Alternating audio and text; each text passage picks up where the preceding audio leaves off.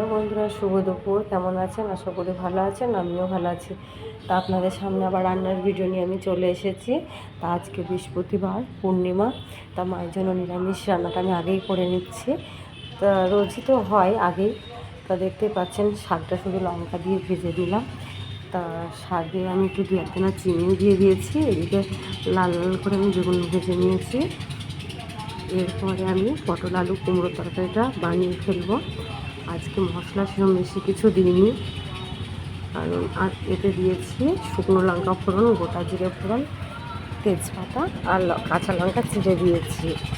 আর একটু টমেটো দিয়েছি, দিয়ে জিরের গুঁড়ো দিয়ে আমি আজকে নিরামিষ রেসিপিটা বানিয়ে নিলাম। আর এরপরে আছে মুসুরির ডাল টমেটো দিয়ে। মুসুরির ডালটা নিরামিষ না অবশ্যই, ওটা আমাদের জন্যই বানাচ্ছি। তা দেখতেই পাচ্ছেন আমি ডালটা টমেটো দিয়ে সেদ্ধ করে নিয়েছি। তা ডাল তো সেদ্ধ হয়ে গেছে, এবার পরিমাণ মতন আমি জল দিয়ে দিয়েছি। এরপরে শুকনো লঙ্কা আর পাঁচফোড়ন তেলের উপর দিয়ে আমার ডালটা হয়ে গেছে। ডিম সেদ্ধটাও হয়ে গেছে লাস্টে। টাটা।